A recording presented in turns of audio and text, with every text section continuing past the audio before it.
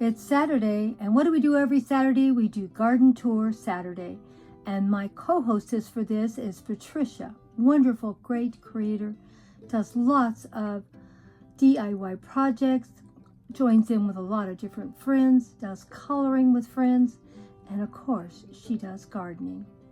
Now, let's go check out some more of my awesome friends for Garden Tour Saturday.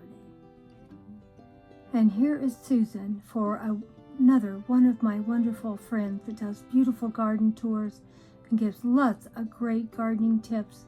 Go over and check out her channel. You will love it. And she's a wonderful creator. And here is my last co-hostess growing on Vancouver Island. She always comes up with something wonderful to share out in nature, her garden, and of course, her gardening friends around the world. And that's what this is, a garden tour of one of her friends' homes. The latest video, go check it out. This is Garden Tour Saturday. We do it every Saturday. Anyone can join in. You can join in once in a while and share your garden, or you can do it every week. You can show a small little part of your garden or your whole garden, whatever you want. But please leave me a comment on my channel, for I can go and check out what you've done and give you a full watch for joining in. Well, let's go see what Grandma did today. Grandma did something a little different. We did a little bit of planting in the garden, and I want to share it with you and some of the new projects we're going to be doing. There'll be a garden tour this morning, and there'll be one tonight to show you a little more of the garden, how much work we've been doing. And we may very well do a third one on Sunday. I have to wait and see how much I have in footage for another third garden tour. I've been doing a lot of work. Gardener's been doing quite a bit, and the grandkids came over and helped also. So we got a lot done this week. Good morning, good morning, good morning. It's Saturday, and what do we do every Saturday? Garden Tour Saturday. But today we're doing things a little different. We're going to be planting a few daylilies that I got, and I hope you enjoy the process. I got this beautiful one right here. You know I love daylilies, and I always like to try to find something new and different. It's hard to find them in the nurseries, so I sometimes buy them online for I can get some unusual daylilies. They are pretty pricey, but everything's getting pricey now with any kind of plants. And here's another one that I got, and I'm going to put these all in containers, and it says by the directions they need to soak for at least a half hour in water before planting. So I'm going to make sure that I soak them for at least a half hour, and I'm also going to make sure that their containers they're going into are going to be nice and moist also for them. So these are the three that I bought. They all came from the same place, and they're all fancy daylilies and something unusual, and I hope you're going to enjoy this post. Well, we are now soaking our plants because they're supposed to soak for 30 minutes before I plant them. So they're doing really well. Well, we'll come back when it's ready to start planting.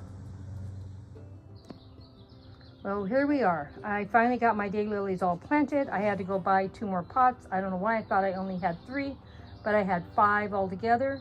So the unusual looking ones that I paid a lot of money for are in the bigger, large pots. And I have a mixed ones here that were cheaper. So I'm hoping, and there's 3 of them, and I hope they're not yellow or orange, because I can always find yellow and orange in the nursery. So I'm hoping there's something new, different, unusual than something I already own. So we'll soon find out. If they're all yellow and orange, then I will only be spending money for a fancy one every year until I stop working. I'm real happy how they look. They look super healthy. I always get healthy daylilies from this company, and go check them out. They always have wonderful bulbs, and they're a little bit on the pricey side, but you pay for what you get. And hopefully we will have some daylilies from them this year. I am going to be putting these out in the backyard where they'll get morning sun and will not be getting the afternoon sun and being cooked to death out here in the front. It's just too hot in my front yard. Even some of my succulents, I'm going to have to move to the back because of the heat. Well, I've moved all my daylilies to the backyard. They're over on the, I guess more on the side yard. And they also are getting all morning sun. They aren't going to get the afternoon sun here. It's already turning super hot here. And we want to keep things mellow in the garden as long as we can. I'm going to put a fairy house on each one of these names where I'll know what's inside the containers. Because you know, I never mention what my flowers are because I never remember what I have. So this is a garden channel where you don't get a lot of gardening advice.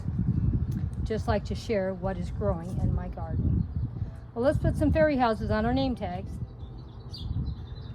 I put a fairy house on each name tag so it wouldn't blow away. I didn't want to write on my containers, and name tags seem to disappear in my yard so quick.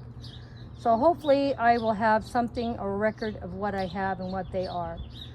And hope you enjoyed planting with Grandma today and seeing what I'm up to.